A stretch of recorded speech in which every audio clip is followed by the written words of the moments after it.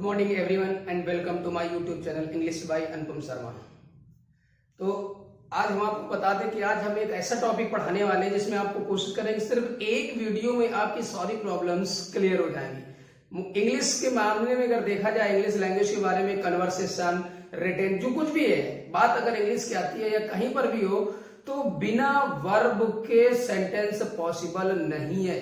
Possible हो सकता है लेकिन सिर्फ समझ में आएगा अगर देखा जाए तो रिटन में जब लिखा जाएगा उसको, तो याद रखिएगा without verb sentence is not possible. तो मोस्ट इंपॉर्टेंट टॉपिक है इंग्लिश का वर्ब। आज हम आपको वर्ब क्या होती है, कितने काइंड्स होते हैं, किस किस प्रकार से क्लासेस के अकॉर्डिंग, फॉर्म के अकॉर्डिंग उसका क्लासिफिकेशन किया गया है, ये सारे पॉइंट्स हम आपको आज वर्ब में क्लियर कर देंगे। एक तरफ से कौन कौन सी कैसी वर्ब्स आती हैं, कितने प्रकार की वर्ब्स होती हैं, कब किस वर्ब के साथ कैसे यूज किया जाता है, कौन सी वर्ब कहां यूज की जाती है, ये सारे पॉइंट्स हम आज आपको क्लियर करने वाले हैं। आप बहुत ध्यान से सुनिएगा, वीडियो को अंत तक देखिएगा, एक एक पॉइंट आपको वर्ब से रिलेटेड क्लियर कर दिए जाएंगे।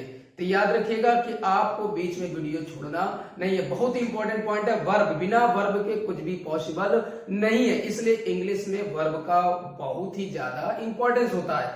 तो हम स्टार्ट करेंगे। वर्ब किस फॉर्म में होती है, किस तरह से सेंटेंस में कार्य करती है, ये भी हमें जानना बहुत ही जरूरी है। तो आप हमारे साथ जुड़े रहिएगा अंत तक, बिल्कुल बहुत ध्यान से अच्छे से समझिएगा। आपकी जितनी प्रॉब्लम्स है वर्ब से रिलेटेड सारी प्रॉब्लम्स क्लियर हो जाएंगे और कहां पर कैसे अर्थ निकलता है ये भी आज आपको बिल्कुल क्लियर हो जाने वाला है। तो आप हमारे साथ जुड़े रहिएगा और सबसे पहले तो आप चैनल को सब्सक्राइब करिए जो फर्स्ट टाइम विजिट कर रहे हैं, और ज्यादा से ज्यादा शेयर भी करते रहिएगा अपने फ्रेंड्स को भी, जिससे वो भी हमारे साथ जुड़ सके और बिल्कुल पॉइंट टू पॉइंट बेस से आपको नॉलेज मिल सके। हर एक टॉपिक का ग्रामर आपकी स्ट्रांग हो जाएगी। बस आप हमारे साथ जुड़े रहिएगा और थम्स अप देते रहिएगा। तो स्टार्ट करते हैं वर्ब। तो वर्ब के बारे में आपने पढ़ा होगा, कई जगह आपको पढ़ा भी गया होगा, आपने पढ़ा भी होगा कि वर्ब क्या है, उसका कार्य क्या होता है, वर्ब के डेफिनेशन कैसे हम क्लियर करें कि वर्ब है क्या। तो सुनिएगा, वर्ब के लिए कहा जाता है क्रिया। अब क्रिया का मतलब कार्य से ही होता है, लेकिन इसका मतलब ये बिल्कुल नहीं है कि कहीं पर अगर कोई एक्शन हो रहा हो किसी के द्वारा, किसी भी एनिमल, किसी भी पर्सन के द्वारा किसी कार्य का होना या ना होना पाया जाए तो वही वर्ब है। इसका मतलब सिर्फ एक्शन से नहीं है, वर्ब का मतलब कार्य से तो है ही, इसका मतलब एग्जिस्टेंस से भी है। Verb denotes action and existence. Verb कार्य को भी डिनोट करता है और एग्जिस्टेंस अस्तित्व भी बतलाता है, किसी का होना या ना होने के बारे में भी बतलाता है कि वो क्या है, कौन है, कहां है, कैसा है, क्या था या कहां पर होगा, किसी भी टेंस में बात करेगा। बात टेंस की आती है तो ये भी याद रखिएगा कि वर्ब बहुत इंपॉर्टेंट है, किस टेंस में प्रयोग किया गया है, किस काइंड्स में वर्ब यूज की गई है, क्योंकि उसी टेंस और काइंड्स के आधार पर वर्ब का मीनिंग बदलता रहता है। अगर आपने वर्ब का टेंस और काइंड्स क्लियर नहीं किया तो आप टेंस गड़बड़ होने से आपका अर्थ बदल सकता है, आप कंफ्यूज हो सकते हैं कि बात किस टेंस में की गई। हो सकता है आपसे प्रेजेंट में कोई बात की जा रही है और आप उसको फ्यूचर या पास्ट समझ बैठे, तो सबका सब आपका बिल्कुल गड़बड़ हो जाएगा। तो वर्ब टेंस और काइंड्स के आधार पर कैसे फॉर्म बदलती है, क्या उसका अर्थ निकलता है, ये सारी चीजें आपको क्लियर हो जाएगी। सिर्फ एक वीडियो में आप लास्ट में देखिएगा, सब कुछ वर्ब में आपको क्लियर होगा। तो वर्ब के बारे में अगर बताएं तो वर्ब एक एक्शन भी है, कोई भी कार्य करना, किसी के द्वारा कुछ भी कार्य किया गया, किया जा रहा है, किया जाता है, किया जाएगा, हो गया, जो भी है वो वर्ब है। To play, to go, to have, to make, to sleep, to dance, to write, to read, कुछ भी ये एक्शन जितने, ये सारी की सारी आपकी वर्ब्स हैं। दूसरी आपकी वर्ब्स आती हैं जो एक्शन को डिनोट नहीं करती लेकिन तब भी वो वर्ब ही है। वो आपकी एग्जिस्टेंस बतलाती हैं, किसी का अस्तित्व बतलाती हैं, वो कौन है, वो क्या चीज है, कैसा है, कहां है, या कौन था या क्या होगा, ये सारी चीजें आपकी वर्ब में ही आती हैं। तो वर्ब कितने प्रकार की होती हैं ये सब हम आपको आज क्लियर कर देने वाले हैं। तो देखिए हम लोग स्टार्ट करते हैं कि वर्ब है क्या। तो बहुत ही इंपॉर्टेंट पॉइंट है, आप याद रखिएगा कि वर्ब क्या है। सबसे ज्यादा जरूरी याद रखिएगा कि वर्ब बहुत जरूरी पॉइंट है।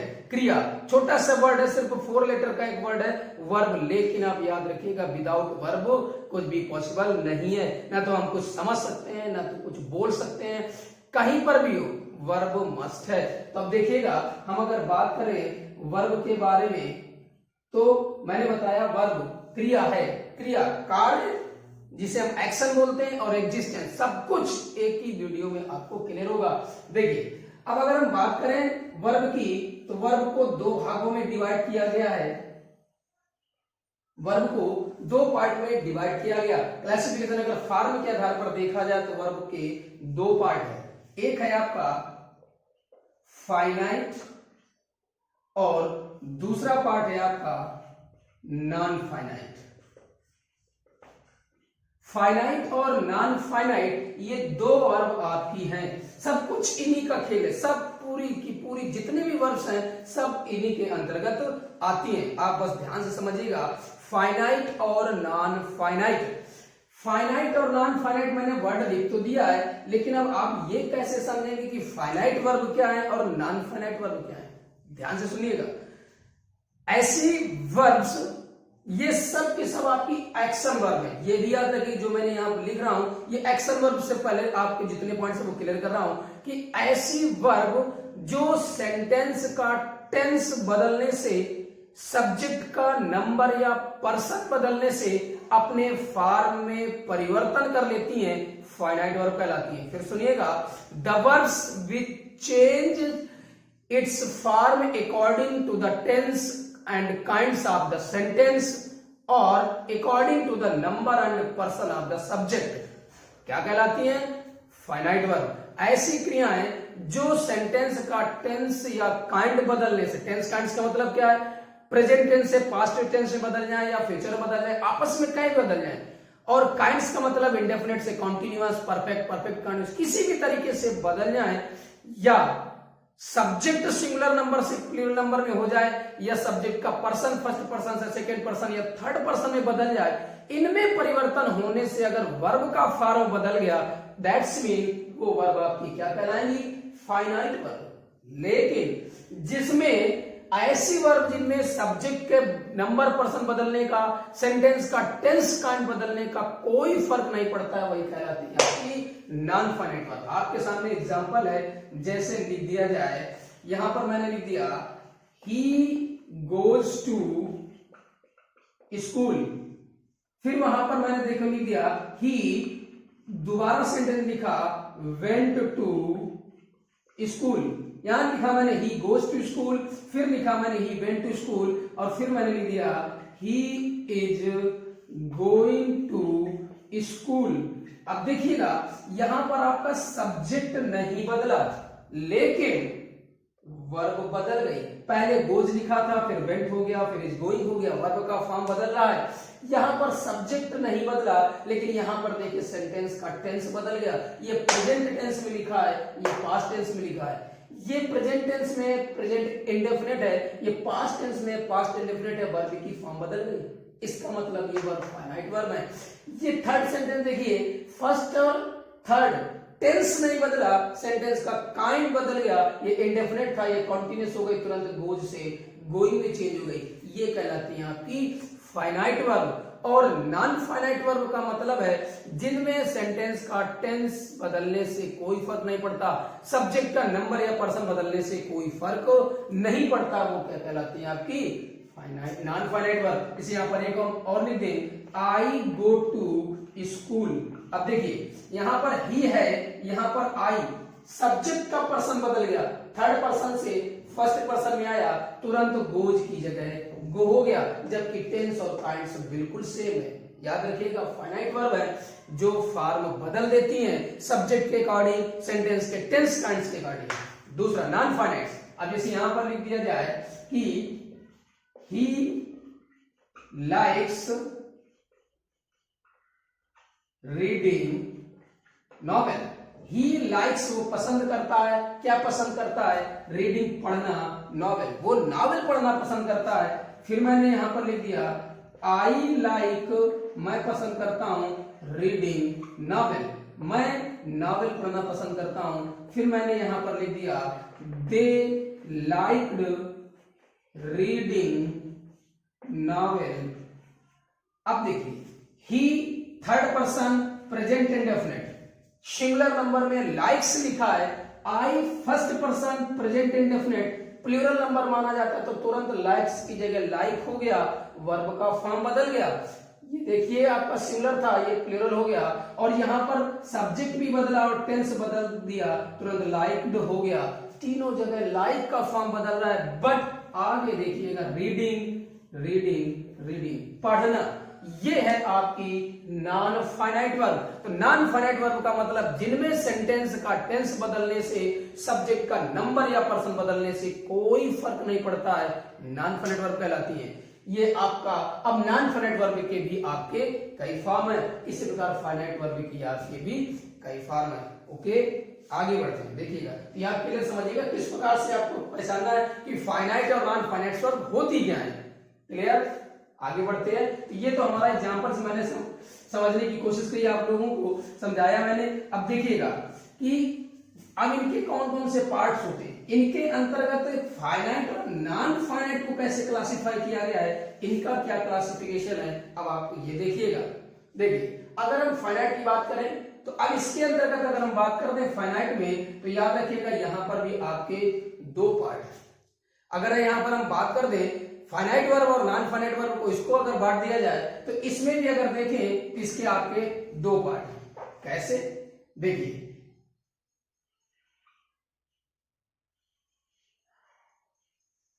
अगर हम इनको डिवाइड कर दें तो मैंने एक डिवाइड कर दिया लेक्सिकल, एक लेक्सिकल वर्ब हो गया आपका। अब लेक्सिकल के अंतर्गत कौन सी वर्ब आती है वो आप समझिएगा।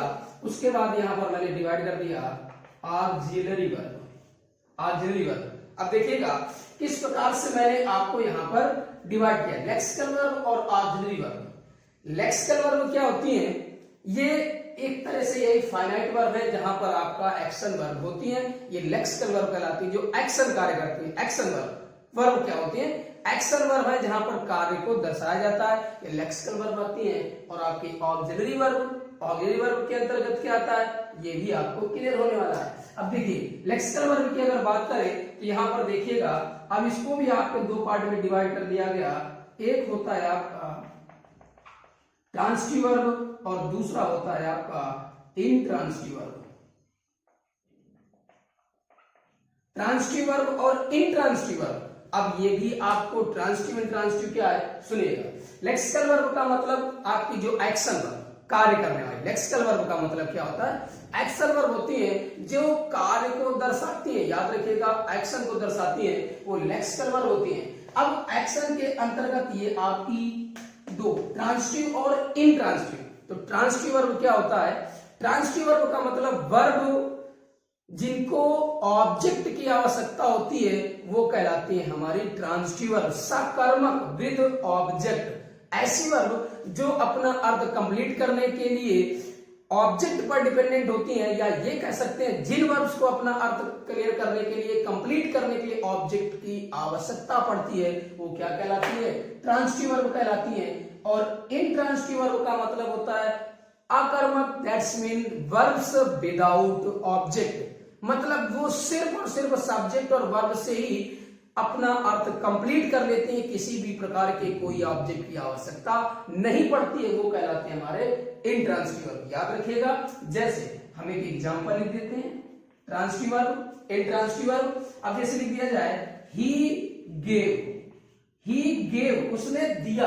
अब ये सब्जेक्ट है, ये कार्य किया देने का, तो अब आपको यहां पर लिखना जरूरी है, क्लियर है, उसने दिया तो क्या दिया, बिल्कुल 100% एक ऑब्जेक्ट आएगा तभी अर्थ कंप्लीट होगा, अदरवाइज वो अर्थ उसका कंप्लीट नहीं होगा।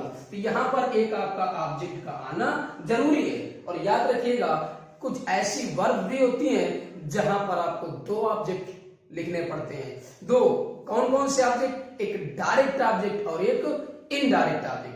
डायरेक्ट ऑब्जेक्ट हमेशा एक वस्तु सूचक होता है जो थिंग को डिनोट करता है, और इनडायरेक्ट ऑब्जेक्ट हमेशा एक पर्सन होता है जो व्यक्ति को डिनोट करता है। डायरेक्ट और इनडायरेक्ट ऑब्जेक्ट याद रखिएगा, वर्ब में व्हाट से क्वेश्चन करोगे तो आपको डायरेक्ट ऑब्जेक्ट मिलेगा। देखिएगा कैसे, अब मैं सेंटेंस यहां पर लिख देता हूं, तो he gave me a book, he gave me a book, उसने मुझे एक किताब दिया। ही गेव सब्जेक्ट, कार्य कौन सा किया, देने का, गेव लेक्सिकल वर्ब। अब देखिए उसने दिया, तो क्या दिया है? एक बुक। किसको दिया है? मुझे। याद रखिएगा जब आपकी ट्रांसिटिव वर्ब होगी तो उसमें दो ऑब्जेक्ट भी हो सकते हैं। वो आपका एक कहलाता है डायरेक्ट ऑब्जेक्ट और एक कहलाता है इनडायरेक्ट ऑब्जेक्ट। डायरेक्ट ऑब्जेक्ट हमेशा वस्तु सूचक होता है।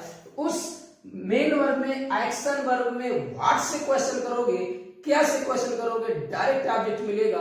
और किसको या किसे से क्वेश्चन करोगे, इनडायरेक्ट ऑब्जेक्ट मिलेगा। उसने दिया तो क्या दिया है? एक बुक। किसको दिया है? मुझे।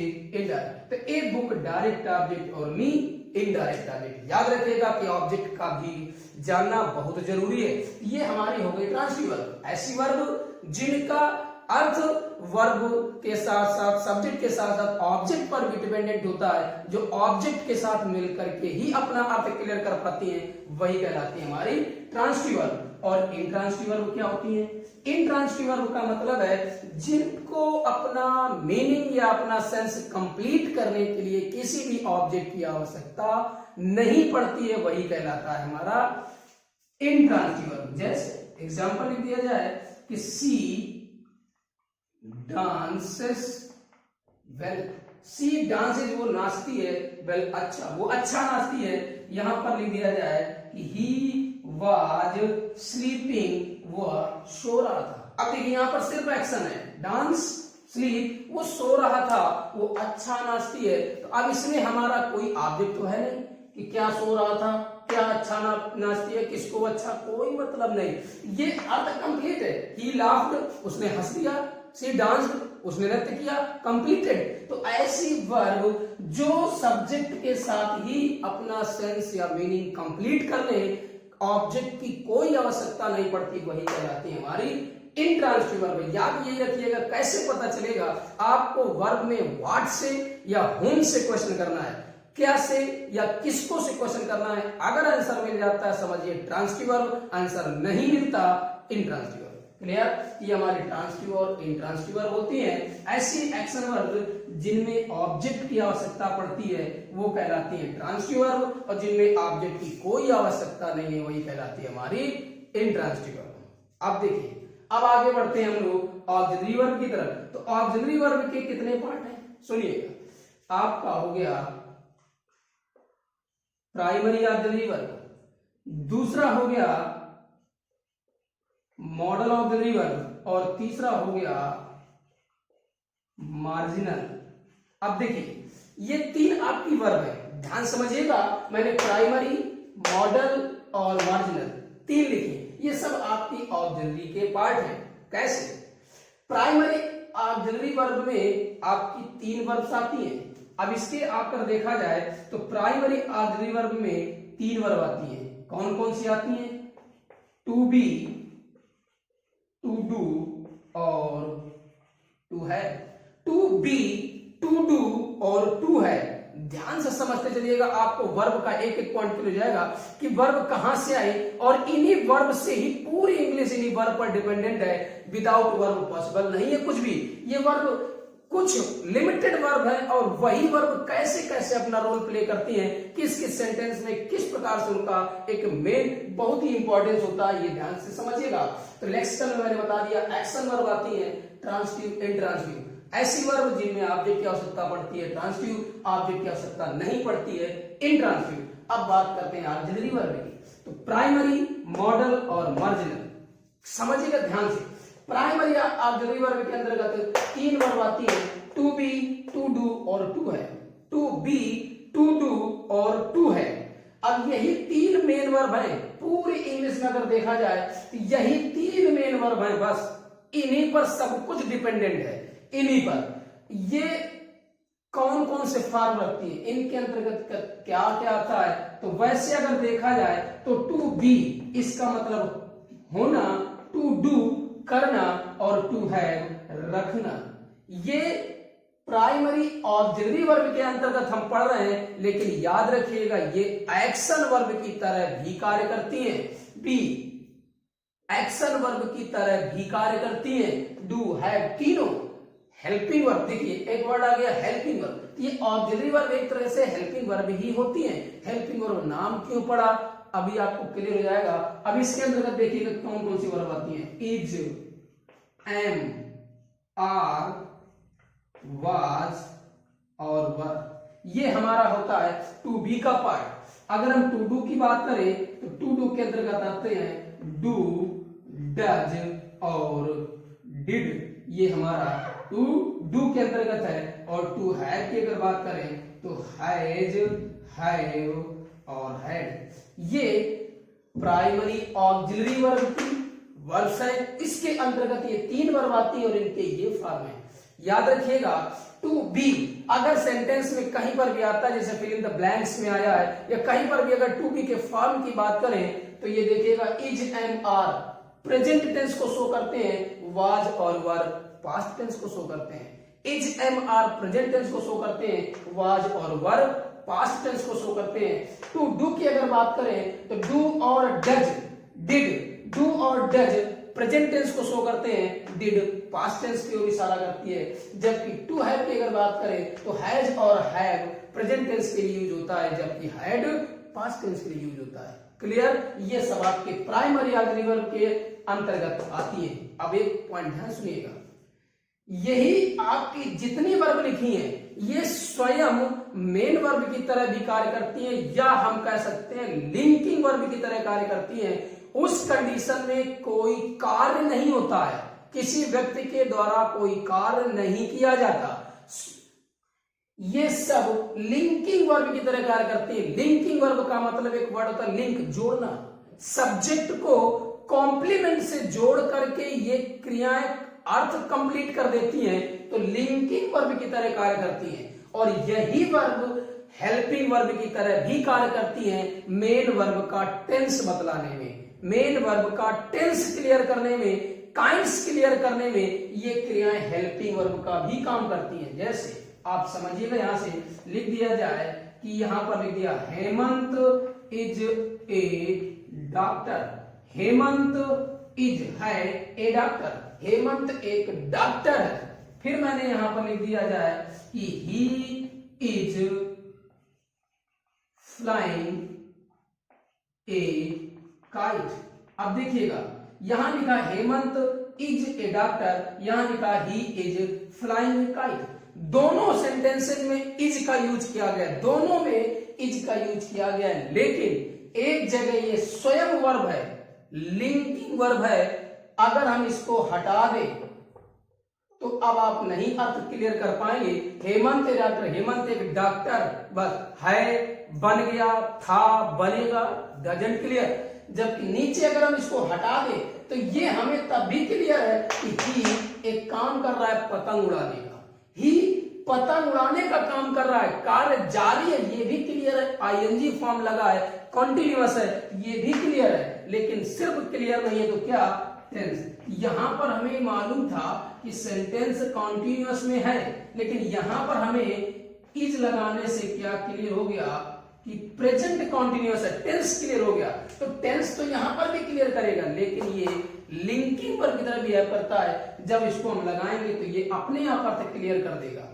अब ये कंप्लीटेड हो गया, हेमंत एक डॉक्टर है। तो याद रखिएगा ये आपकी जो प्राइमरी वर्ब है ये स्वयं वर्ब का कार्य करती हैं। उस समय सेंटेंस को कंप्लीट करेंगी तो लिंकिंग वर्ब की तरह बिहेव करती हैं, और जब सेंटेंस में टेंस बतलाने में मदद करने लगे, एक्शन वर्ब का टेंस बताने में मदद करने लगे, उस समय ये आपकी हेल्पिंग वर्ब बन जाती है। तो दोनों तरह से कार्य करते हैं। आप ध्यान से समझते जाइएगा, लास्ट तक वीडियो को देखिएगा, आपको एक एक वर्ब क्लियर हो जाएगी कहां पर कैसे वर्ब का यूज किया जाता है और कौन सा फॉर्म सही है, किस तरह से सही यूज करना है और उनका कैसे अर्थ निकलता है, एक ही वर्ब किस तरह से कार्य करती है। ठीक, तो ये देखिएगा primary verb to be, to do, to है। जैसे डू डज की बात आती है तो ये प्रेजेंट इंडेफिनिट में हेल्पिंग वर्ब की कार्य करता है जब सेंटेंस को निगेटिव और इंटेरोगेटिव बनाते हैं, लेकिन ये मेन वर्ब का भी काम करता है। He does his work timely, वो अपना कार्य समय से करता है। He does not go to school daily, वो रोज स्कूल नहीं जाता है। डज हेल्पिंग वर्ब, वहां पर does main verb. Has had की अगर बात कर दिया जाए तो प्रेजेंट परफेक्ट में यूज की जाती है, वर्ब की थर्ड फॉर्म इसके साथ लगती है, लेकिन ये मेन वर्ब का भी काम करती है। For example, I have a marker, मेरे पास एक मार्कर है, मैं एक मार्कर रखता हूं। हैव लिंकिंग वर्ब की तरह कार्य कर रहा है, स्वयं वर्ब का कार्य कर रहा है, जबकि I have completed my work, मैंने अपना कार्य पूरा कर लिया है। अब कंप्लीट मेन वर्ब है, थर्ड फॉर्म है, वहां पर टेंस बतलाने में मदद करता है कि हैव प्रेजेंट टेंस है, प्रेजेंट परफेक्ट है। इस वजह से ये ऐसे दो तरह से कार्य करती हैं। स्वयं वर्ब की तरह कार्य करेंगी उस समय ये आपकी लिंकिंग वर्ब, और जब किसी मेन वर्ब एक्शन वर्ब का टेंस बतलाने में मदद करेंगी तो ये हेल्पिंग वर्ब का कार्य करेंगी, जिसे हम ऑक्सिलरी वर्ब बोलते हैं। क्लियर? तो ये याद रखिएगा, इसके अंतर्गत ये क्रियाएं आपकी आती है। अब देखिए उसके बाद आपका आता है मॉडल वर्ब। मॉडल वर्ब आपकी कई सारी हैं, can, could, may, might, should, must, are to. अब देखिएगा कौन कौन सी मॉडल वर्ब है वो मैं आपको बता देता हूं। तो यहां पर हम इसको इरेज कर देते हैं, आप अभी नोट कर लीजिएगा, लिख देंगे हम। ये हमारी प्राइमरी वर्ब। तो प्राइमरी वर्ब की अगर बात करें तो मैंने बोला कि इसकी 3 पार्ट है, to do, to be, to have. ठीक, to do, to be, to have. To do के अंतर्गत मैंने बताया टू डू का मतलब डू, डज और डिड। टू बी का मतलब इज, एम, आर, वाज और वर। और टू हैव का मतलब हैज, हैव और हैड। अब देखिए बात आती है मॉडल वर्ब। अगर मॉडल वर्ब की बात करें तो मॉडल वर्ब में कौन कौन सी वर्ब आती है, ध्यान से समझिएगा। Can, could, may, might, will, would, shall, should, must, are to. Can, could, may, might, will, would, shall, should, must, are to, ये सब आपकी मॉडल ऑक्सिलरी वर्ब है। सब मॉडल मूड दर्शाती है, मूड बतलाती है, कार्य का मूड बतलाती है। अब इन सब का यूज अलग अलग है, कहां पर इनका यूज करेंगे ये भी जानना बहुत जरूरी है। वो हम आपको अलग अलग सारे पॉइंट्स लगेंगे, आपको एक एक वीडियो मिलेगा कि कैन, कुड का यूज कब करेंगे, कैन और मे में क्या डिफरेंस है, वुड और शुड का यूज कैसे करेंगे, या शुड, मस्ट, आर टू, इनमें क्या डिफरेंस है, ये सारे पॉइंट्स। अब अगर बात आती है तो मार्जिनल, मार्जिनल के अंतर्गत अगर बात करते हैं तो इसके अंतर्गत आती है यूज्ड टू, इसके अंतर्गत आती है डेयर और इसके अंतर्गत आती है नीड। याद रखिएगा, हम लोगों ने मॉडल के अंतर्गत ही को पढ़ा होगा, यूज टू, डेयर और नॉट, डेयर और नीड, ये हमने मॉडल वर्ब के अंतर्गत ही पढ़ा होगा कि इन्हीं मॉडल वर्ब में रखा जाता है, लेकिन इनको मार्जिनल ऑक्सिलरी वर्ब के अंतर्गत रखा जाता है। क्यों? क्योंकि ये आपकी ऑक्सिलरी वर्ब की तरह भी कार्य करती हैं और जो है इनके साथ में ये स्वयं मेन वर्ब का भी कार्य करती हैं। I need a pen, need भी आ गया, he need not go there, उसे वहां जाने की आवश्यकता नहीं है। याद रखिएगा। तो ये हमारी फाइनाइट वर्ब के जो हमने पार्ट लिखे, वर्ब को 2 भागों में बांटा गया, फाइनाइट और नॉन फाइनाइट। फाइनाइट की बात कर दे, लेक्सिकल और ऑक्सिलरी, इनमें अगर आ गया तो ट्रांसिटिव वर्ब, इंट्रांसिटिव वर्ब, फिर आगे primary auxiliary verb, model auxiliary verb, marginal, और इनको भी अलग अलग पार्ट में, प्राइमरी के अंदर to do, to be, to have, ये टू डू के पार्ट हैं, फिर टू हैव के पार्ट हैं। ठीक, ये सारी चीजें हैं, इसको हम और सही से लिख देते हैं बीच में आप कंफ्यूज ना होने से। तो टू डू का मतलब डू, डज और डिड, ये टेंस के अकॉर्डिंग मैंने सब क्लियर कर दिया, किस टेंस में कौन से आते हैं, मॉडल वर्ब में ये लिखी गई है, उसके बाद में हमारे नीचे जो दी गई है ये कौन सी है, मार्जिनल। क्लियर? आप इसको नोट कर सकते हैं, फटाफट नोट कर लीजिए। उसके बाद हम आगे बढ़ते हैं कि नॉन फाइनाइट वर्ब्स क्या होती हैं। आपको सारी वर्ब्स क्लियर हो जाएंगी, किस प्रकार से कौन सी वर्ब का यूज किया जाता है, कौन सी वर्ब कहां पर यूज होंगी। बस आप देखते रहिएगा, अच्छे से ध्यान से समझते रहिएगा, एक बार नहीं 2 बार आप समझिएगा, बिल्कुल क्लियर हो जाएगा आपकी कौन कौन से वर्ब कैसे यूज किया जाती है, इनका क्या यूज होता है। जल्दी से इसको नोट करिएगा, फटाफट पे हम आगे बढ़ते हैं।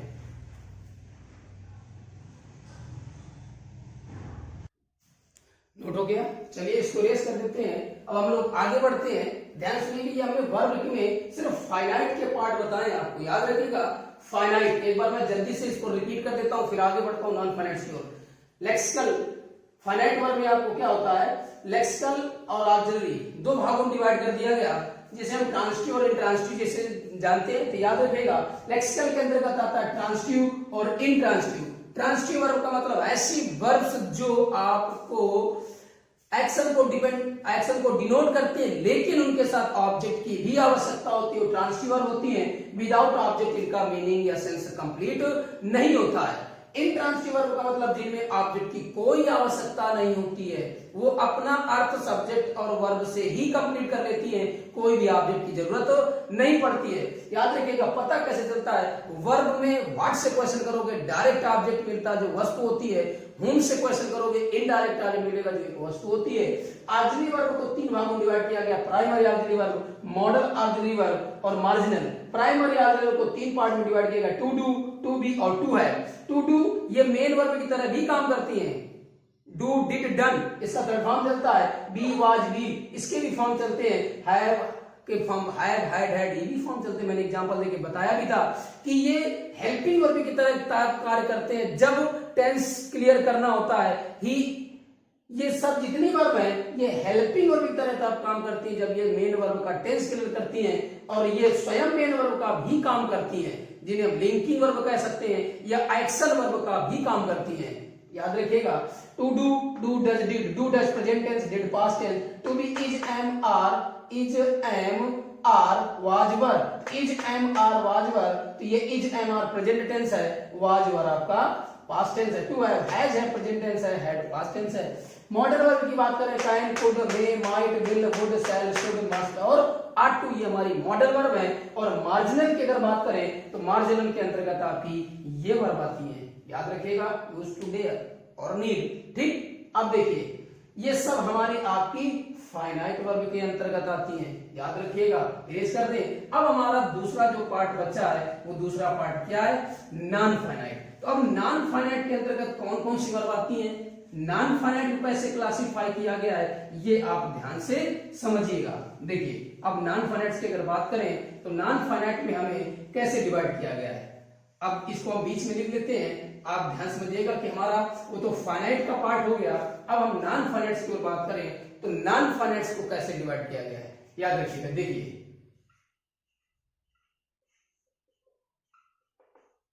अगर नॉन फाइनाइट्स को डिवाइड किया जाए तो नॉन फाइनाइट वर्ब जो होती है ये देखिएगा कितने होते हैं, इसको कैसे डिवाइड किया गया,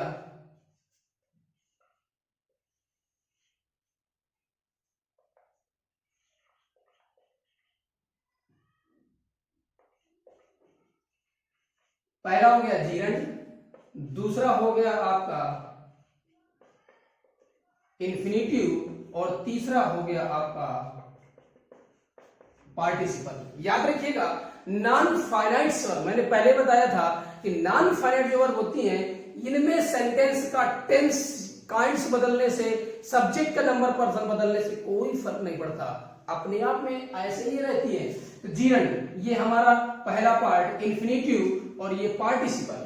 अब जीरंड, इन्फिनिटिव, पार्टिसिपल इनको कैसे पहचानेंगे, तो याद रखिएगा जो जीरंड होता है ये वर्ब की आईएनजी फॉर्म होती है। जीरंड जो होता है वर्ब की आईएनजी फॉर्म होती है और किसकी तरह कार्य करेगा, नाउन की तरह कार्य करता है, और इस क्रिया के अर्थ में ना, नी या ने ये निकलता है। याद रखिएगा जीरंड जो है ये नाउन की तरह कार्य करेगा, है वर्ब, याद रखिए वर्ब का ही फॉर्म है, जिसे हम लोग कॉन्टिन्यूअस में आईएनजी फॉर्म पढ़ते हैं, रीडिंग, प्लेइंग, स्विमिंग, डूइंग, कुछ भी ये भी है, लेकिन ये मेन वर्ब का कार्य ना करके ये नाउन की तरह कार्य करती हैं। सेंटेंस में सब्जेक्ट की जगह भी हो सकती है, सेंटेंस में ऑब्जेक्ट की जगह भी हो सकती है, और सेंटेंस में कॉम्प्लीमेंट के रूप में भी प्रयोग हो सकती है। याद रखिएगा तीनों तरीके से प्रयोग होंगी। इन्फिनिटिव, अब इन्फिनिटिव की अगर बात कर दें तो ये आपकी दो प्रकार की होती है। अगर हम बात करें तो एक होती है विद टू और एक होती है विदाउट टू। एक होता है आपका विद टू और दूसरा होता है आपका विदाउट टू। ये आपकी इन्फिनिटिव ही है, विद टू और विदाउट टू, लेकिन आप ध्यान रखिएगा कैसे, विद टू सॉरी और विदाउट टू, ये कहीं पर आपका टू लगा होगा, कहीं पर टू नहीं लगा होगा, लेकिन होंगे इन्फिनिटिव। और याद रखना इनमें भी आपका ना, नी, ने यही अर्थ निकलेगा। और जैसे मैंने बता दिया ये आपकी जीरंड सेंटेंस में सब्जेक्ट की जगह भी आ सकती है, सेंटेंस में ऑब्जेक्ट की जगह भी आ सकती है, और सेंटेंस में कॉम्प्लीमेंट के रूप में भी यूज हो सकती है। सेम है यहां पर भी। अब देखो विद टू विदाउट टू का मतलब क्या है? विद टू का मतलब है कि टू के साथ वर्ब की फर्स्ट फॉर्म होगी, और विदाउट टू का मतलब है वर्ब की फर्स्ट फॉर्म होगी लेकिन टू नहीं लगा होगा, जिसे हम कहते हैं बेयर इन्फिनिटिव। इन्फिनिटिव का कार्य करेगी, वर्ब में ना, नी या ने का अर्थ आएगा, लेकिन याद रखिएगा ये आपका टू नहीं लेगी। तो जब विदाउट टू आता है तो बेयर इन्फिनिटिव कहलाता है। बेयर इन्फिनिटिव, इसी को हम बोलते हैं बेयर इन्फिनिटिव। याद रखिएगा इसी को क्या कहते हैं? Bare infinitive. और ये आपका विद टू। ठीक, अभी हम आपको इसके सारे एग्जाम्पल भी देंगे। ये भी सेंटेंस में याद रखिएगा अर्थ किसका देंगी? ना, नी या ने, यही अर्थ निकलेगा। और ये भी सेंटेंस में सब्जेक्ट की तरह ऑब्जेक्ट की तरह वर्क करेगी। अब आप बात करें पार्टिसिपल, तो पार्टिसिपल की अगर बात करें तो याद रखिएगा पार्टिसिपल के भी आपके तीन पार्ट हैं। प्रेजेंट पार्टिसिपल, और दूसरा बात कर दें तो ये हमारा होता है पास्ट पार्टिसिपल, और तीसरा होता है परफेक्ट पार्टिसिपल। याद रखिएगा अगर हम पार्टिसिपल की बात करें तो पार्टिसिपल के अंतर्गत भी तीन वर्ब आती हैं: प्रेजेंट पार्टिसिपल, पास्ट पार्टिसिपल और परफेक्ट पार्टिसिपल। प्रेजेंट पार्टिसिपल में वर्ब की आईएनजी फॉर्म आती है। याद रखिएगा जो हम कॉन्टिन्यूअस सेंटेंस पढ़ते हैं वहां पर प्रेजेंट पार्टिसिपल वर्ब का फॉर्म यूज होता है। वर्ब की कौन सी फॉर्म आती है? प्रेजेंट पार्टिसिपल, और वो याद रखें मेन वर्ब की तरह कार्य करती है। लेकिन जीरंड और प्रेजेंट पार्टिसिपल में कंफ्यूजन ना हो, ये कभी मेन वर्ब का कार्य नहीं करेगी, और जीरंड के अर्थ में हमेशा ना, नी या ने का अर्थ निकलेगा। ये सब्जेक्ट के रूप में, ऑब्जेक्ट के रूप में और कॉम्प्लीमेंट के रूप में यूज होंगी। जबकि प्रेजेंट पार्टिसिपल वर्ब की तरह और एडजेक्टिव की तरह यूज होती हैं। ये एडजेक्टिव का कार्य करती हैं, और इनके अर्थ में क्या निकलेगा जिससे ध्यान रखिएगा। मैंने बोला कि कॉन्टिन्यूअस जितने सेंटेंस होते हैं, कॉन्टिन्यूअस सेंटेंसेज में वर्ब की आईएनजी फॉर्म का यूज किया जाता है, वहां पर ये मेन वर्ब का कार्य करती है, जिसे हम वर्ब की फोर्थ फॉर्म भी बोलते हैं। वर्ब की आईएनजी फॉर्म को वर्ब की फोर्थ फॉर्म। और दूसरी तरह जब यूज होंगे एडजेक्टिव की तरह, इनके अर्थ में कैसे निकलेगा? याद रखिएगा इसका कर या करके, या फिर आएगा अर्थ कोई कार्य करते हुए। याद रखिएगा ये अर्थ निकलेगा, कोई कार्य करते हुए या कोई कार्य होता हुआ। जैसे मैंने उसे खेलते हुए देखा, शेर को देख कर वो भाग गया, ठीक, चंद्रमा को देख कर खुश हो गया। तो कर, करके या करते हुए या होता हुआ। मैंने जलती हुई झोपड़ी देखी, वो चलती हुई ट्रेन से कूद गया, रनिंग ट्रेन, बर्निंग हट, प्लेइंग। तो ऐसे जब आएंगे तो ये अर्थ निकलेगा प्रेजेंट पार्टिसिपल में। पास्ट पार्टिसिपल क्या होता है? पास्ट पार्टिसिपल आपकी वर्ब की थर्ड फॉर्म होती है। याद रखिएगा पास्ट पार्टिसिपल आपकी वर्ब की थर्ड फॉर्म होती है। अब वर्ब की थर्ड फॉर्म आपकी कई जगह यूज होती है। पहली चीज तो परफेक्ट टेंस होते हैं, वर्ब की थर्ड फॉर्म आती है। पैसिव वॉइस बनाते हैं, वर्ब की थर्ड फॉर्म आती है, तो वो तो एक्शन वर्ब आ गया। लेकिन एडजेक्टिव की तरह भी कार्य करती हैं, और जब एडजेक्टिव की तरह कार्य करेगा तो ये एक नाउन के पहले लगाया जाएगा। कैसे? ब्रोकन साइकिल, टूटी हुई साइकिल। देखिए कैसे हमने लिख दिया, ब्रोकन साइकिल लिख दिया। चेयर, देखिए ब्रोकन चेयर, कैसी चेयर? चेयर को क्वालिफाई कर रहा है, कैसी चेयर? टूटी हुई। तो पास्ट पार्टिसिपल वर्ब की थर्ड फॉर्म तो होता है, तो वर्ब की थर्ड फॉर्म आपका एक्टिव वॉइस में परफेक्ट टेंस में लगाया जाता है, और पैसिव वॉइस में आपकी हर जगह वर्ब की थर्ड फॉर्म आती है जो कहलाती है पास्ट पार्टिसिपल। लेकिन यही पास्ट पार्टिसिपल एडजेक्टिव की तरह भी कार्य करता है। जैसे दूसरा मैंने लिख दिया रिटायर्ड ऑफिसर। कैसा ऑफिसर? रिटायर्ड। पास्ट पार्टिसिपल इस ऑफिसर के लिए एडजेक्टिव का कार्य कर रहा है, तो पास्ट पार्टिसिपल एडजेक्टिव का भी कार्य करता है, वो उस समय किसी नाउन या प्रोनाउन को क्वालिफाई करेगा। मोस्टली नाउन के पहले लगा होता है रिटायर्ड, लिख दिया जाए ड्राइड लीव्स, फेडेड फ्लावर्स, मुरझाए हुए फूल, टूटी हुई चेयर, रिटायर्ड ऑफिसर, तो ये सब इनको क्वालिफाई करने का कार्य कर रहा है, एडजेक्टिव की तरह कार्य करता है, और जिस नाउन को क्वालिफाई करेगा उसके ठीक पहले लगा होता है। ये हमारा हो गया पास्ट पार्टिसिपल। आप ध्यान से समझिएगा कि पास्ट पार्टिसिपल वर्ब की थर्ड फॉर्म तो होता है, लेकिन ये एडजेक्टिव की तरह भी कार्य करता है। ठीक, एडजेक्टिव की तरह कार्य करेगा तो नाउन को क्वालिफाई करेगा, उसी के पहले लगा होता है। आगे बढ़ते हैं परफेक्ट पार्टिसिपल। परफेक्ट पार्टिसिपल का मतलब, परफेक्ट पार्टिसिपल के भी आपके दो पार्ट होते हैं। एक अगर बात किया जाए तो एक्टिव वॉइस फॉर्म चलता है, और दूसरा हमारा बात कर दें तो पैसिव वॉइस। अगर हम एक्टिव वॉइस की बात कर दें तो एक्टिव वॉइस में आता है हैविंग के साथ वर्ब की थर्ड फॉर्म, और अगर पैसिव वॉइस की हम बात करें तो पैसिव वॉइस में हमारा क्या आता है, हैविंग प्लस बीन और उसके बाद वर्ब की थर्ड फॉर्म। याद रखिए, अगर एक्टिव वॉइस की बात कर दें तो एक्टिव वॉइस में आपका सिर्फ हैविंग के साथ थर्ड फॉर्म आता है, और पैसिव वॉइस में हैविंग बीन के साथ वर्ब की थर्ड फॉर्म। अब इनका यूज कहां पर होता है, देखिए ये तो मैंने सिर्फ क्लासिफिकेशन लिखा है, अभी मैंने एग्जांपल नहीं क्लियर किया। एग्जांपल में अभी सबके एग्जांपल क्लियर करूंगा एक तरफ से लेकर के, आप ये पहले ध्यान समझिएगा। फिर से देखिए, मैं बता रहा था परफेक्ट पार्टिसिपल।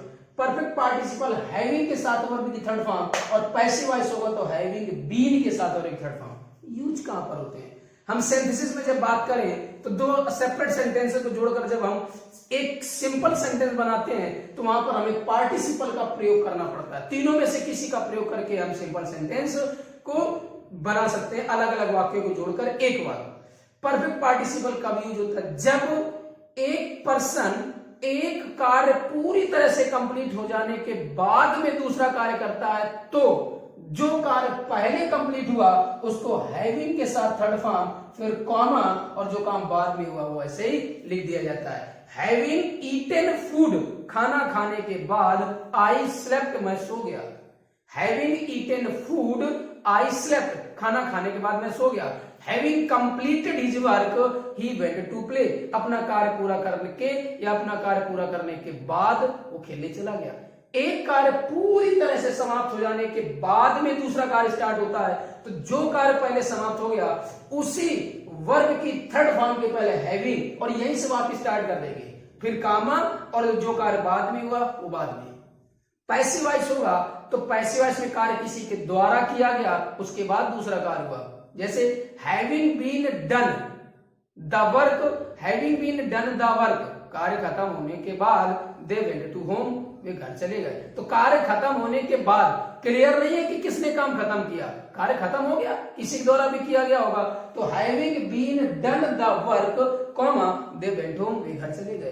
Passive voice. तो ये हमारा नॉन फाइनाइट का पार्ट हो गया, जीरंट, इन्फिनिटिव और पार्टिसिपल। जीरंट वर्ब की आईएनजी फॉर्म नाउन की तरह बिहेव करता है, याद रखिएगा, ये सब्जेक्ट की तरह भी कार्य करेगा, ऑब्जेक्ट की तरह भी कार्य करेगा, और कॉम्प्लीमेंट की तरह भी कार्य करेगा। सेम एज इन्फिनिटिव, ये भी दो प्रकार के, विद टू और विदाउट टू। कभी कभी वर्ब में टू लगेगा और कभी कभी वर्ब में टू नहीं लगेगा। जैसे लिख दिया जाए allow him to go, allow him to go, उसे जाने की अनुमति दे दो, और फिर कह दिया जाए लेट हिम गो, उसे जाने दो। याद रखिएगा किस प्रकार से कितना अंतर पड़ रहा है। ठीक, अभी मैं आपको सब एग्जांपल क्लियर करता हूं, तो आप इसको नोट कर सकते हैं, सही से समझिएगा किस प्रकार से यहाँ पर आपका ये जीरंट का पार्ट है, उसके बाद ये इन्फिनिटिव, उसके बाद में हमारा ये पार्टिसिपल। ठीक, ये participle, present participle, past participle, perfect participle. Clear, इस तरीके से हमको इसे समझना है। ध्यान से आप देखिएगा कैसे हमें करना है। तीन ये नॉन फाइनाइट के भी पार्ट होते हैं आपके। ठीक, नोट। अब देखो जल्दी से हम आपके एग्जांपल क्लियर कर देते हैं कि किस प्रकार से हमें समझना है। अर्थ समझिएगा कहां पर कैसे इनका अर्थ निकलता है। ठीक है, बहुत जरूरी है कि कहां पर कौन सी वर्ब यूज की गई है, किस प्रकार से हमें यूज करना है। कन्वर्सेशन में हम बात करते समय कैसे वर्ब का यूज कर दें, क्या किया जाए, कौन सी वर्ब बोले, कैसे पहचानेंगे कहीं लिखा है, तो अर्थ कैसे निकलेगा, ये सब कुछ जानने के लिए सबसे इंपॉर्टेंट है वर्ब। तो वर्ब को जानना बहुत जरूरी है, किस प्रकार से कहां पर यूज किया जाता है। तो याद रखिएगा ये सारे पॉइंट्स, और ये भी याद रखना कि जो हमारी एक्शन वर्ब होती है वो टेंस और काइंड्स के आधार पर फॉर्म बदल लेती हैं, जबकि मॉडल वर्ब के साथ हमेशा मेन वर्ब की फर्स्ट फॉर्म ही आती है। ये हमने पहले बताया था, जब मॉडल वर्ब आती है फाइनाइट में, तो मॉडल वर्ब जितनी can, could, may, might, should, must, are to, उनके साथ हमेशा वर्ब की फर्स्ट फॉर्म। अब देखिए हम कुछ एग्जांपल बताते हैं, इसे लिख दिया जाए, swimming is good for health, swimming is good for health. दूसरा लिख दिया जाए, आई लाइक रीडिंग नॉवेल। फिर तीसरा लिख दिया जाए, he is fond of singing songs. देखिए ये ध्यान से आप समझिएगा, यहां पर स्विमिंग तैरना इज है एक good diction, good for health, स्वास्थ्य के लाभ है। तैरना ना का सेंस निकला, जिरेंडियल फॉर्म है, सेंटेंस में सब्जेक्ट का कार्य कर रहा है, नाउन की तरह। तैरना वर्ब के लिए सब्जेक्ट है, गुड फॉर, मतलब जीरेंड वर्ब तो है लेकिन यहां पर नाउन की तरह कार्य कर रहा है। Gerundial verb as a noun work कर रहा है, सेंटेंस सब्जेक्ट तरह है। आई लाइक मैं पसंद करता हूं, लाइक के लिए ये आपका ऑब्जेक्ट का कार्य कर रहा है। मैं पसंद करता हूं, क्या पसंद करता हूं, पढ़ना, नावल, मैं नावल पढ़ना पसंद करता हूं। यहां पर आपका ये देखिए ऑब्जेक्ट की तरह है, पहले सेंटेंस में सब्जेक्ट की तरह कार्य कर रहा है, दूसरे में ऑब्जेक्ट की तरह कार्य कर रहा है, और तीसरे सेंटेंस में आपका कॉम्प्लीमेंट की तरह कार्य कर रहा है। ही इज फॉन्ड ऑफ, वो शौकीन है, काय का शौकीन है, सिंगिंग, गीत गाने का, गीत गाने का शौकीन है। तो जीरंड ही है, हर जगह ना, नी, ने का भी सेंस निकल रहा है, लेकिन याद रखिएगा एक जगह सब्जेक्ट, एक जगह ऑब्जेक्ट और एक जगह कॉम्प्लीमेंट, ये जीरंड का हो गया। अब देखिए आगे बढ़ते हैं, इन्फिनिटिव की अगर बात कर दे तो जैसे लिख दिया जाए, allow him to go, allow him अनुमति दे दो, टू गो जाने की, उसे जाने की अनुमति दे दो। यहां टू गो लिखा है, और देखिए यहां पर लिख दिया जाए, लेट मी गो, मुझे जाने दो। यहां पर टू के साथ आया है, जहां पर आपका सिर्फ विदाउट टू आया, मतलब सिर्फ वर्ब की फर्स्ट फॉर्म है, टू नहीं आया है। ठीक इस तरीके से ये हमारे देखिएगा, ये इन्फिनिटिव, इन्फिनिटिव मैंने कहा था एक बेयर इन्फिनिटिव होता है, एक विद टू होता है, एक विदाउट टू होता है। तो टू के साथ बिल्कुल सही है, उसे जाने दो, let him go, let me go, मुझे जाने दो, उसे जाने की परमिशन दे दो। तो यहाँ टू के साथ, यहाँ विदाउट टू आया, ये आपका बेयर इन्फिनिटिव है, ये विद टू है, लेकिन ये है दोनों क्या, दोनों जगह आपके क्या यूज किया गया है, वर्ब की कौन सी फॉर्म यूज की गई है, इन्फिनिटिव फॉर्म। ठीक, ये हमारा दूसरा हो गया। अगर हम बात कर दें पार्टिसिपल की, तो याद रखिएगा कि पार्टिसिपल में मैंने बताया तीन, प्रेजेंट पार्टिसिपल, पास्ट पार्टिसिपल और परफेक्ट पार्टिसिपल। देखिए प्रेजेंट पार्टिसिपल लिख दिया जाए कि यहां पर लिख दिया मैंने, सीन ए लॉयन, ठीक, सीन ए लॉयन, शेर को देख करके, या लिख दिया जाए tiger he ran away, seeing a lion, seeing a tiger he ran away, tiger को देखकर या लायन को देख करके वो भाग गया। तो देख कर, यहां पर सेंस निकला, क्या सेंस निकला, देख कर, देख कर। ठीक, दूसरा अगर हम एक एग्जांपल लिख दिया जाए तो यहां पर मैं लिख देता हूं, ही सा ए बर्निंग हट, उसने देखा, क्या देखा, एक जलती हुई झोपड़ी। अब देखिए ये एडजेक्टिव की तरह कार्य कर रहा है, कैसी झोपड़ी, जलती हुई झोपड़ी, बर्निंग हटाया, और यहां शेर को देखकर ये पार्टिसिपल कर या करके का सेंस निकला है। मैंने बोला था प्रेजेंट पार्टिसिपल मेन वर्ब की आईएनजी फॉर्म की तरह भी कार्य करती है कॉन्टिन्यूअस में। ही इज प्लेइंग, वो खेल रहा है, वहां पर भी आएगा, ही इज रीडिंग, वो पढ़ रहा है, लेकिन यहां पर देखिए किस प्रकार से यूज किया गया है, ये प्रेजेंट पार्टिसिपल। दूसरा अगर हम यहां पर लिख दें पास्ट पार्टिसिपल, तो पास्ट पार्टिसिपल मैंने कहा था वर्ब की थर्ड फॉर्म की तरह यूज होता है आपके एक्टिव वॉइस में, परफेक्ट टेंस में और पैसिव वॉइस में आपका कहीं पर भी, लेकिन ये एडजेक्टिव की तरह भी कार्य करता है। एग्जांपल देखिएगा, जैसे लिख दिया जाए, he had या he has written a letter, उसने एक पत्र लिख लिया है, वर्ब की थर्ड फॉर्म। अब दूसरा देखिए यहां पर लिख दिया जाए कि he sold his broken cycle. अब उसने बेची है, क्या बेची? साइकिल, लेकिन कैसी साइकिल? ब्रोकन, टूटी हुई। अब ये साइकिल को क्वालिफाई कर रहा है, एडजेक्टिव की तरह कार्य कर रहा है। किसकी तरह कार्य कर रहा है? एडजेक्टिव की तरह। जैसे यहाँ प्रेजेंट पार्टिसिपल हट के लिए एडजेक्टिव का कार्य कर रहा था, ऐसे ब्रोकन साइकिल के लिए एडजेक्टिव कार्य कर रहा है। तो पास्ट पार्टिसिपल एडजेक्टिव का भी कार्य करता है, ठीक। Broken cycle, retired officer, faded flowers, मुरझाए हुए फूल, एडजेक्टिव की तरह नाउन के लिए क्वालिफाई कर रहा है, एडजेक्टिव की तरह कार्य करता है। प्रेजेंट पार्टिसिपल इस नाउन के लिए एडजेक्टिव कार्य कर रहा है, तो यहाँ पर ये मेन वर्ब की थर्ड फॉर्म है, परफेक्ट में है। तीसरा अगर हम बात कर दें तो मैंने कहा था perfect participle. Perfect participle active voice, passive voice दोनों तरीके से। देखिए लिख दिया जाए कि हैविंग कुक्ड फूड, भोजन बना लेने के बाद, सी वेंट टू मार्केट। अब देखिए एक कार्य पूरी तरह से, हैविंग के साथ वर्ब की थर्ड फॉर्म, एक कार्य पूरी तरह से कंप्लीट हो जाने के बाद में ही दूसरा कार्य किया गया, ये एक्टिव वॉइस में हैविंग के साथ थर्ड फॉर्म। और दूसरा हम लिख दे पैसिव वॉइस में लिख दिया जाए तो यहां पर लिख दिया गया the work having been done. The work having been done, कार्य हो जाने के बाद, कार्य हो जाने के बाद, कार्य कर लिए जाने के बाद, दे वेंट होम, वे घर चले गए।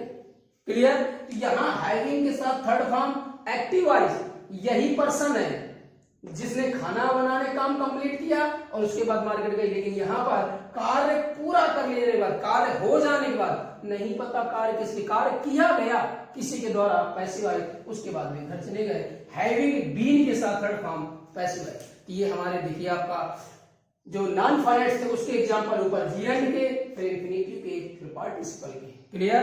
तो मैंने आपको सारे वर्ब, जितना इंपॉर्टेंट वर्ब का क्लासिफिकेशन था, सब कुछ वर्ब पर ही डिपेंडेंट है। और डिटेल में जब इनके बारे में कहां कौन सी वर्ब की फॉर्म लगनी है वो सिंटैक्स में आपको पढ़ने को सब कुछ मिलेगा। वो वर्ब जब कहां पर किस कंडीशन पर वर्ब की कौन सी फॉर्म लगेगी, कहां जीरेंडियल फॉर्म आएगी, कहां इंफिनिटिव आएगी, ये सारे के अलग अलग पॉइंट्स है। आज मैंने आपको सिर्फ वर्ब के बारे में बताया कि वर्ब होता क्या है, इतने डिटेल में वर्ब को कैसे क्लासिफाई किया गया, कौन सी वर्ब क्या कहलाती है, किस फॉर्म में यूज की जाती है, ये सारी चीजें। तो बहुत इंपॉर्टेंट पॉइंट था, आप इसको ज्यादा से ज्यादा शेयर भी करते रहिएगा जिससे वर्ब के बारे में सब लोग जान सके कि कौन कौन से वर्ब को किस नाम से जानते हैं, किसके अंतर्गत कौन सी वर्ब रखी गई है। तो फाइनाइट, नॉन फाइनाइट, फाइनाइट मैंने लेक्सिकल वर्ब रखी थी, फिर ऑक्सिलरी वर्ब रखी, ऑक्सिलरी को मैंने डिवाइड किया प्राइमरी, मॉडल। याद रखिए जो मॉडल वर्ब होती हैं उनमें सेंटेंस का सब्जेक्ट के कोई फर्क नहीं पड़ता है, कोई टेंस का फर्क नहीं पड़ता, ऑक्सिलरी वर्ब की तरह कार्य करती है और हमेशा वर्ब की फर्स्ट फॉर्म आती है मॉडल वर्ब के साथ। याद रखिएगा ये सारा हमारा जितना था इस सब हमें वर्ब को क्वालिफाई कर रहा था। तो चलते हैं, आपको उम्मीद करते हैं कि हम ये आपको समझ में आया होगा, वीडियो अच्छा लगेगा, आप इसको शेयर ज्यादा करिएगा, बहुत इंपॉर्टेंट है, आप ध्यान से बस इसको समझिएगा, एक दो बार देखिएगा, अपने आप आपको पता चल जाएगा कि वर्ब को कैसे डिवाइड किया गया, कैसे पता चलता है किस किस फॉर्म में वर्ब को रखा जा सकता है। और भी इसके फॉर्म होते हैं, जैसे जो एक्शन वर्ब होती हैं, एक्शन वर्ब आपको बता दें जो मेन वर्ब होती हैं उनमें कुछ प्रीपोजिशन जुड़ जाने से वो फ्रेजल वर्ब बन जाती है, ये भी याद रखिएगा। फ्रेजल वर्ब आपने सुना होगा, इडियम्स और फ्रेजेस कंपटीशन में बहुत पूछा जाता है। तो फ्रेजल वर्ब कहलाती है कब, जब वर्ब में आपका कोई प्रीपोजिशन जुड़ता है तो उनका मीनिंग बदल जाता है, अर्थ बदल जाता है। जैसे ब्रेक, ब्रेक का मतलब तोड़ना, और ब्रेक इनटू सेंध लगा के घुस जाना, ठीक, ये चीजें होती है। तो ऐसा हमारा फ्रेजल वर्ब होता है, इन, ऑन, आउट, अपॉन, ओवर, ये लगा देने से हमें उनका मीनिंग में परिवर्तन करना पड़ता है, उनका मीनिंग बदल जाता है, वो फ्रेजल वर्ब होती है। एक्शन वर्ब ही होती है लेकिन वो फ्रेजल वर्ब बन जाती है, ठीक। तो ये हमारा आज वर्ब का क्लासिफिकेशन हुआ, मोस्ट इंपॉर्टेंट पॉइंट है, बहुत ही जरूरी, क्योंकि इंग्लिश विदाउट वर्ब पॉसिबल नहीं है। तो आपको जरूर देखना होगा, ये अच्छे से पढ़ना होगा। फिर कहां पर किनका यूज होता है ये सारी चीजें मैं आपको अलग अलग बताएंगे। वर्ब के बारे में पढ़ेंगे, लेकिन इज एमआर का कितना ब्रॉड यूज है, कहां कहां पर यूज करते हैं, किस किस अर्थ में यूज होता है, किस किस तरह से, वो सारी चीजें पढ़ेंगे। मॉडल वर्ब का क्या यूज है, कैन और में क्या डिफरेंस है, वुड शुड कैसे, ये सारे पॉइंट्स आपको बिल्कुल एक तरफ से मिलते चलेंगे। और ये बहुत इंपॉर्टेंट है कंपटीशन के दृष्टिकोण से भी, और आपको जानना भी जरूरी है, चाहे इंग्लिश स्पीकिंग के लिए हो, चाहे रिटन के लिए हो, कुछ भी हो। ठीक, तो चलते हैं फिर। हम उम्मीद करते हैं आपको वीडियो पसंद आया होगा। आप इसको देखिएगा, ज्यादा ज्यादा शेयर करिएगा और सब्सक्राइब भी करते रहिए। जिन्होंने अभी तक सब्सक्राइब नहीं किया है तो आप सब्सक्राइब कर लीजिए। बिल्कुल आप परेशान हो, एक तरफ सारे पॉइंट्स आपको क्लियर जाएंगे। तो फिर मिलते हैं हम आपको अगले वीडियो में। आप लगातार पढ़ते रहिए, आगे बढ़ते रहिए, घर में रहिए, सुरक्षित रहिएगा। ठीक, तो thanks for watching this video. Good bye.